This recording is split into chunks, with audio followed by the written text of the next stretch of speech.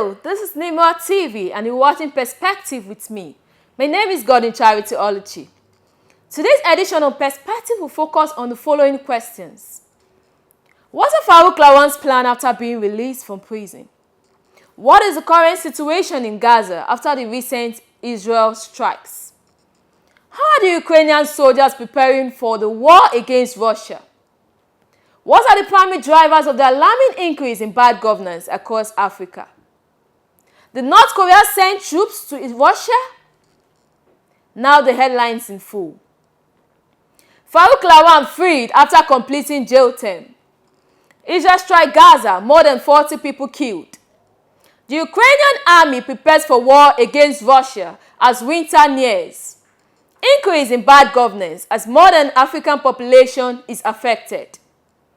U.S. Defense Secretary confirms evidence of North Korea troop in Russia.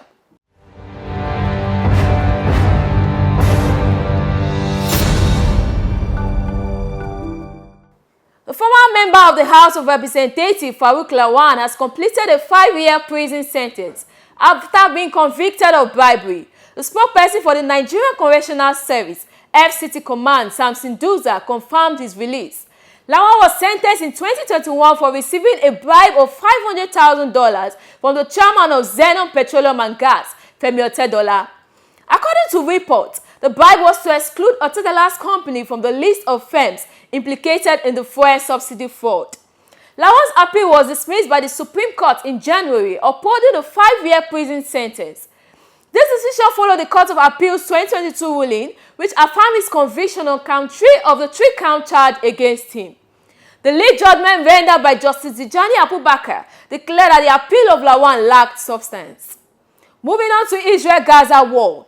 Israel strike Gaza, more than 40 people killed. According to medical sources, over 40 people has been killed in Israeli strike across Gaza, with the majority of casualties occurring in the northern territory, which has been under siege for 19 days. As Israel releases more airstrike in the capital of Lebanon, Beirut, Hezbollah has taken full responsibilities for the drone attack on Israeli Prime Minister holiday home and confirmed that Israel has detained in custody some of its troops. The Israeli forces have altered entry of access of over 240,000 trucks of goods and support since the war began. The Gaza Health Ministry stated that 115 Palestinians were killed and 487 wounded in the last 48 hours. At least 42,718 people have been killed and 100,282 wounded in Israel attacks since October 7. An estimate of 1,139 people were killed in Israel during Hamas attack on October 7, and over 200 were taken captive. Israel attack on Lebanon have killed at least 7 high-level Lebanese officials in the past weeks, including the militant group's chief, Hassan Nasrallah, who was killed in a strike on his headquarters on the ground in Beirut. The Ukrainian army prepares for war against Russia as winter draws near. As winter approaches, the Ukrainian people faces a daunting challenge as they endure their 3rd year of war. Russia has persistently been degrading the country's energy facilities as power stations, electricity grid substations, and storage facilities have been destroyed. The Ukraine power grid will face a great strain as temperatures frequently drop during winter, placing a burden on the country's energy infrastructure. The frontline cities like Kharkiv will bear the major consequences as 2 of the power plants that serve the cities were destroyed in March. According to reports, Russia has spotted a weak point in Ukraine's facilities. Its energy grid might not be sufficient as defenses are in short supply. The Ukrainians have been forced to rely more on nuclear energy as they struggle to produce power. The nuclear power plants of the Ukrainian which provide 70% of Ukraine's energy have been left untouched for fear of triggering a nuclear meltdown.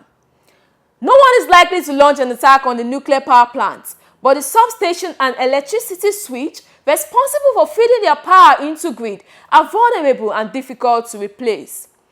As the season changes, Ukraine's existing power shortages might worsen, leading to a negative impact on the general public access and also the country's defense industry. This industry is important in keeping its armed forces equipped as they experience a gradual decline in support from the United States. Now let's talk about Africa. Increase in bad governance as more than African population is affected. Over the past decade, governance has worsened in almost half of African countries. The annual index of African governance revealed that insecurities are weakening progresses in many areas. While 33,000 countries in Africa have seen improvements, 21 others have declined. Countries like Nigeria and Uganda have encountered a sharp decline in governance in the second half of the decade. Ibrahim emphasized on a growing arc of instability, pointing to security as a main factor behind the decline. He further stated that poor governance, including corruption and discrimination, often fuel violence and conflict, as seen in the ongoing war in Sudan. Nevertheless, there are favorable signs in some areas, which include improvement in infrastructure, health, education, business environment, and women equality across the continent. Despite these gains, public opinion remains negative as people believe that economic opportunities and safety have worsened. Ibrahim advised that continuous public displeasure could lead to unrest and more conflict. He stressed that negative views might increase expectations in countries that are making progress, and the public opinion should be addressed to avoid instability. U.S. Defense Secretary confirms evidence of North Korea troops in Russia.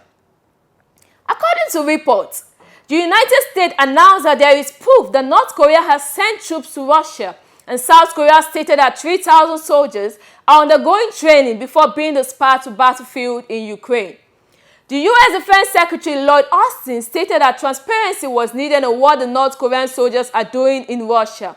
National Intelligence Service (NIS) stated that an additional 1,500 North Korean soldiers have joined the initial 1,500 troops estimated to have arrived in North Korea earlier this October, bringing the total to 3,000. According to South Korean legislators, North Korea has promised to provide about 10,000 soldiers to Russia, and signs of troops being trained inside North Korea was detected in September and October, said Park Soo-won, a member of the Parliamentary Intelligence Committee. He further announced that the troops have been assigned to different training facilities and are adapting to the environment. The NIS of South Korea said that North Korea has sent over 13,000 artillery, missiles, and other arms to Russia since August 2023 to replenish its declining weapons stockpiles. The Ukrainian president has accused North Korea of sending not less than 10,000 troops to Russia, calling on allies for support. Meanwhile, the Russian government has dismissed the troop deployment as fake news, while North Korea has attempted to keep the news from spreading. Thank you for tuning in to Perspective on Nimrod TV. I remain Godwin Oluchi. Bye for now.